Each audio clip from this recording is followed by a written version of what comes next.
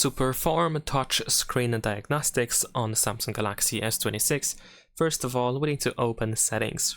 Once we go to Settings, scroll down, and then we're gonna search for Device Care. In Device Care, scroll down again, and find Diagnostics.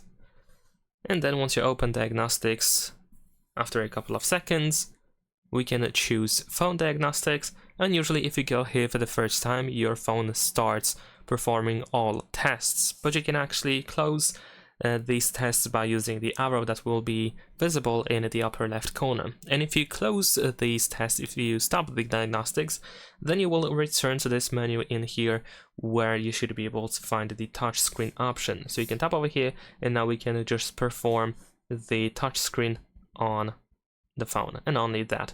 Of course, we can keep tapping in order to fill everything in to see if all the parts of the screen are working, all the sides of the screen are working correctly. And that is pretty much it. Leave a like and subscribe.